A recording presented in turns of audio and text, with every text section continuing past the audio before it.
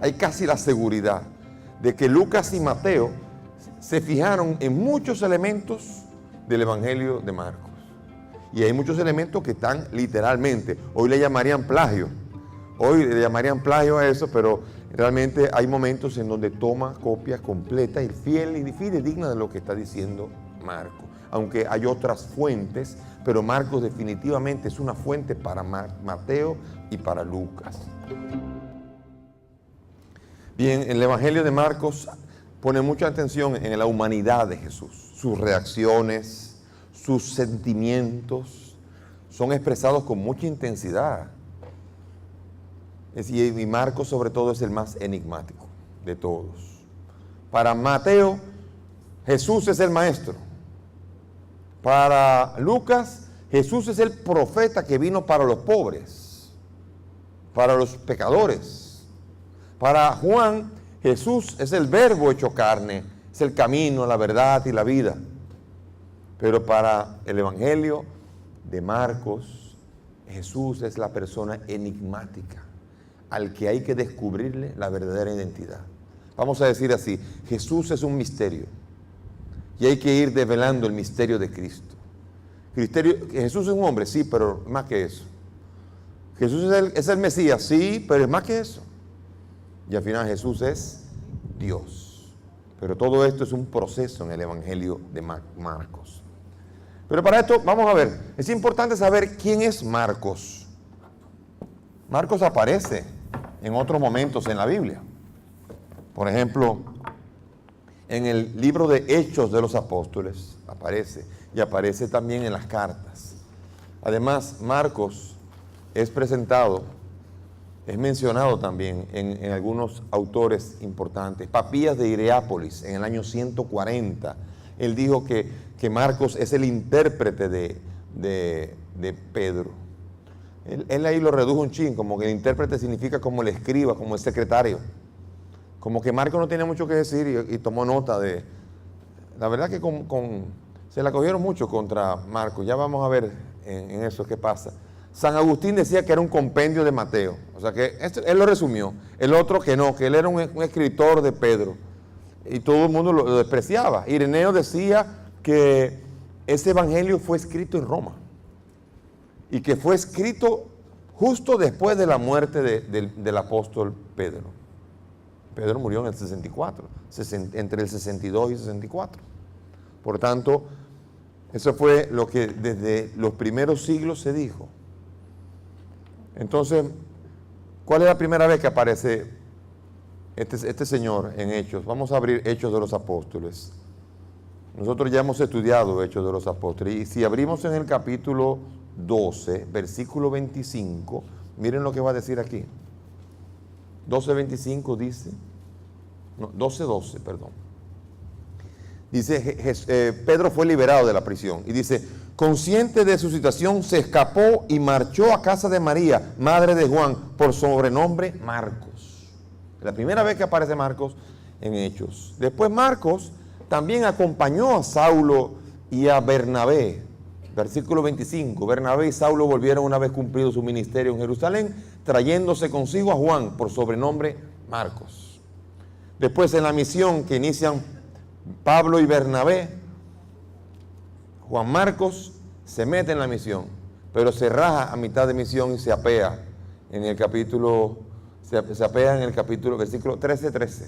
Hechos 13:13 se bajó, y cuando en el capítulo 15 quieren iniciar el segundo viaje, allí vino 15:36, allí vino la pelea entre Pablo y Bernabé, porque Pablo dijo, ese señor no va, ese se rajó en el viaje y se echó desde el principio, así que ese no viene con nosotros. Pero resulta que Marcos es primo de Bernabé, y ahí hubo una separación, y Pablo el segundo viaje lo hizo con Silas, y Bernabé lo hizo con Marcos. Se separaron en la misión y cada uno evangelizó por igual. O sea que fue la causa de la discordia en ese momento. Pero resulta que Pablo, que era bastante picoso, se la cogió con él, pero después resulta que después con el tiempo fue aquel que la acompañó hasta el final en la cárcel. Fue la gran consolación, para que vea cómo usted no puede echarle echarle todo sucio a una persona porque a veces pasa, la vida da muchas vueltas y aparece que Marcos fue el único que no abandonó a Pablo. Vamos a buscarlo en el capítulo 4 de Colosenses. Si buscamos Colosenses capítulo 4, veamos nosotros aquí que dice 4:10. Les saludan Aristarco, mi compañero de cautiverio, y Marcos, primo de Bernabé, acerca del cual ya recibieron instrucciones. Si va a ustedes, denle buena acogida. Marcos aparece mencionado en 2 de Timoteo 4:11. Dice aquí, el único que está conmigo es Lucas. Y te pido, toma a Marcos y tráelo contigo, pues él me es muy útil para el ministerio. Tanto que se la cogió y ahora pide que venga su Marquito. Le cogió cariño a Marcos. Después, más adelante, en Filemón 24, cuando está escribiendo la carta a Filemón, dice, te saludan Epafras, mi compañero de cautiverio, Marcos, Aristarco, Demas y Lucas, mis grandes colaboradores. O sea que Marcos se quedó como uno de los colaboradores de... Pero finalmente, ¿dónde acaba Marcos? Busquen Primera de Pedro, capítulo 5. Y allí, miren con qué cariño lo va a mencionar nada más y nada menos que Pedro. Pedro dice en el capítulo, Primera de Pedro, capítulo 5, versículo 13. Estamos dando muy rápido las vueltas en la Biblia, pero bueno, para aprender a manejar y a ojear la Biblia. Dice aquí, les saluda la que está en Babilonia. ¿Quién es la que está en Babilonia? La iglesia que está en Babilonia. Roma. Porque Babilonia es considerada Roma, la Roma del imperio. Y les saluda la que está en Babilonia, que significa, les saluda la iglesia que está en esa ciudad tan perversa. La iglesia de Roma. O sea que Pedro está en Roma escribiendo este libro. Y dice, elegida como ustedes, así como mi hijo Marcos. Mi hijo querido Marcos. Marcos acabó su vida. Cuando Pedro muere entre el año 62 y 64, Marcos está en Roma. Y Marcos, desde Roma, escribe el Evangelio. Y esa es la razón por la cual a los romanos no va a privar Marcos en traducirle en latín. Al revés, lo que hace es escribir en latín, lujeando en latín, pero los que están oyendo saben más latín que él. No se va a ocupar en traducir en latín. Él se va a ocupar de traducir ¿qué? El arameo. Él escribe en griego, pero se ocupa... Entonces, esta es la razón por la que se entiende que está en un país que se habla latín. Está en Roma, está en la ciudad de Babilonia. Es la iglesia romana, la iglesia que está en Roma, la iglesia que está sufriendo con más fuerza que cosa, la persecución. ¿Dónde se encuentra Nerón? En Roma. ¿Y dónde mueren Pedro y Pablo? En manos del emperador Nerón César. Ahí es donde la persecución es más cruel. Y es allí desde donde está escribiendo Marcos precisamente ese evangelio, en donde aparece con tanta intensidad la realidad de la vida de fe en medio de la persecución. Hay características bonitas también aquí. El lenguaje intenso, como dije, por ejemplo, la tempestad calmada, que ya lo dije. Hay también un lenguaje narrativo intenso y el signo que más gusta de narrar Marcos es nada más y nada menos que el exorcismo. Yo creo que a ustedes les gustaría ver, a la mayoría de ustedes les gustaría ver una sanación física, es muy agradable. Ver multiplicación de los panes seguramente les gustaría. Ver a Jesús caminar sobre las aguas seguramente no les vendría mal verlo. Pero la mayoría de ustedes yo creo que cuando digan un exorcismo, ahí no me llamen ahí. Y a ese es el que más Marcos le dedica tiempo, a los exorcismos. Y en los exorcismos hay una discusión entre Jesús y los demonios. Y entonces aquí es intenso. ¿Con qué autoridad tú haces eso? Pues no se lo digo. Pero este lo hace con el dedo de Belcebú. Y comienzan las discusiones ahí, en medio de los exorcismos. Hay palabras claves, como por ejemplo, una palabra griega que es schizomai. Schizomai es una palabra que significa aquí...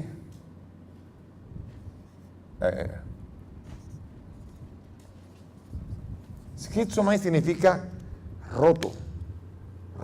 Por ejemplo, esquizofrénico viene de schizofrenos, frenos de pensamiento roto. Schizomai es romper. Entonces, En el Evangelio de Marcos, la palabra schizomai es importante. El inicio del ministerio de Jesús y el final del ministerio de Jesús están marcados por la palabra schizomai. Abran por favor en el Evangelio, capítulo 1, versículo 10. Dice que Jesús fue bautizado y entonces, ¿qué pasó? Se rasgaron los cielos. Los cielos se rasgaron y salió la voz que decía, tú eres mi hijo, en quien me complazco.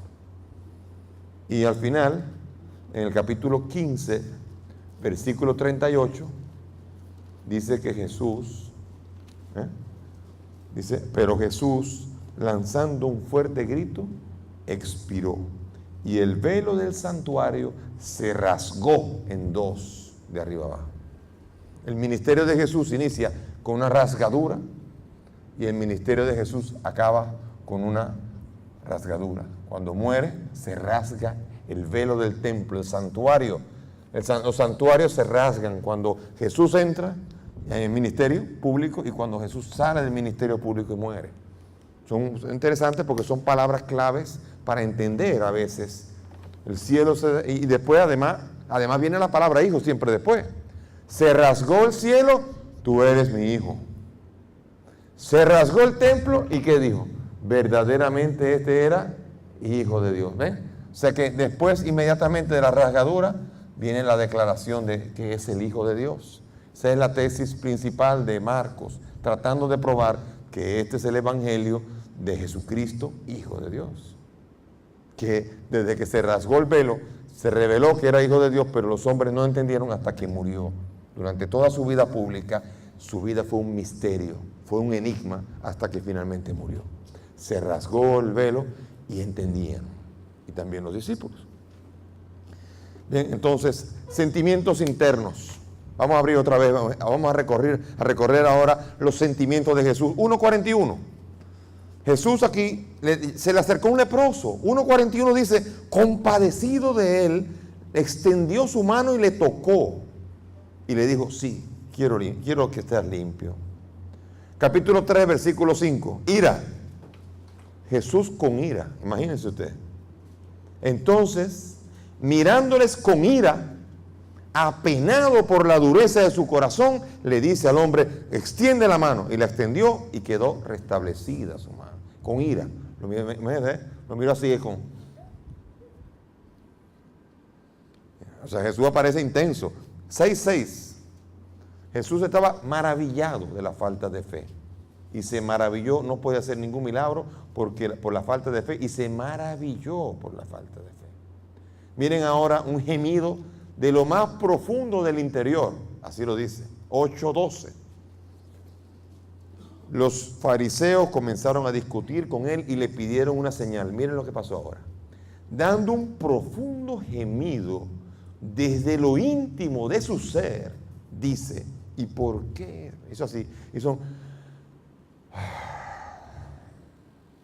O sea, Jesús está explicando tanto que se sorprende que le quieran pedir una señal cuando él está en otra cosa. Así también al joven rico, 10:21. Maestro, todo eso lo he guardado desde mi juventud. Y Jesús, fijando en él su mirada, le amó y le dijo. Capítulo 10:14. Se enfadó con los suyos. Miren lo que dice aquí. Cuando unos niños que venían para que les tocara, los discípulos le quitaron los niños. Miren que dice el 10:14. Pero Jesús, al ver esto, se enfadó y les dijo, dejen que los niños vengan a mí. Y miren ahora otro intenso aquí, capítulo 14, versículo 33. Jesús está en el Getsemaní. Para que cuando alguien sienta miedo, ¿a dónde acudir? Vamos aquí, capítulo 14, versículo 33. Jesús está en el Getsemaní, toma consigo a Pedro, Santiago y Juan, dice, y comenzó a sentir pavor y angustia. Cuando usted tenga pavor y angustia, invoque al Jesús del Getsemaní. Ese Jesús le va a comprender mucho. Y también al final, cuando en el 15:34 gritó desde la cruz. Es el único que dice, gritó fuertemente diciendo, Eloí, Eloí, lama sabactani, y gritó fuerte. Jesús está gritando, tiene ira, se compadece, Jesús está intenso en sus sentimientos. La humanidad de Jesús está aquí a flor de piel, que es como está la humanidad de los pobres discípulos que están siendo también perseguidos en la iglesia de Roma. ¿Sabías que, durante este evangelio, San Marcos dedica tiempo para hablar de los exorcismos?